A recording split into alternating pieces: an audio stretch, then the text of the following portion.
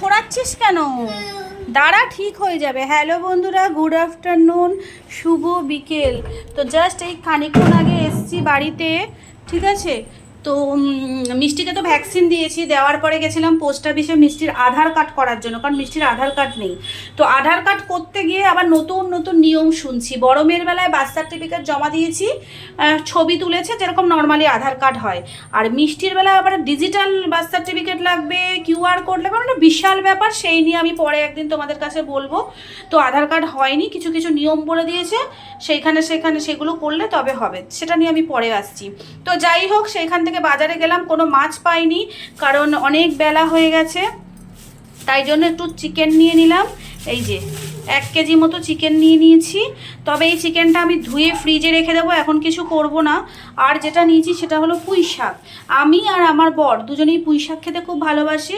তো পুঁই শাক দেখলাম বেশ কচি কচি পাতাগুলো আছে, এই পুঁই শাক নিয়ে নিয়েছি। এই দেখো, একটু কুমড়ো নিয়েছি পুঁই শাকটা করবো দেখে। আর যেটা নিয়েছি সেটা হলো চালতার ডাল ভালো লাগে। আর যেটা ভালো লাগে সেটা হলো এই চালতাটাকে কেটে একটু থেতো করে নুন, মিষ্টি, কাঁচা লঙ্কা আর কাঁচা সর্ষের তেল দিয়ে মেখে রেখে দিলে তারপর যা খেতে লাগে না বন্ধুরা, জাস্ট কোনো কথা হবে না, ওটা আমি খাবো।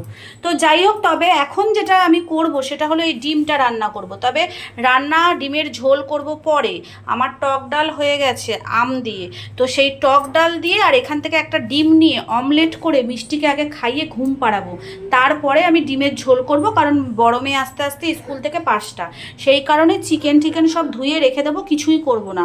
আর যেটা হচ্ছে সেটা হলো যে একটা মানকচু এনেছি, সেই মানকচুটা রোদে দেওয়া আছে, ঠিক আছে, ওটাও পরে করব।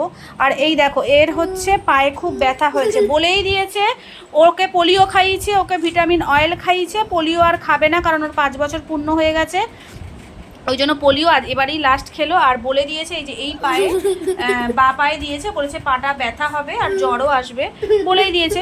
তো যাই হোক, সত্যি পাটা ব্যথা হয়েছে, ফুলেছে, ওই জন্য কান্নাকাটি করছে। তো চলো, বেশি কথা বলবো না। আর যাদের ঘরে বাচ্চা আছে মোটামুটি সবাই কিন্তু এই মলমটা জানো, এটা আর কি ভ্যাকসিন দিলে, ভ্যাকসিনটা যেখানে দেয় তার চারিদিকে লাগালে ব্যথাটা অনেকটা কমে।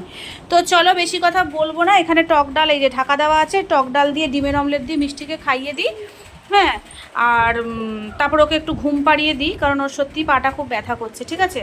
তো তারপর আমি ডিমের ঝোল আর যা রান্না করি করব। তো চলো, টাটা, আবার পরে আসছি, ঠিক আছে।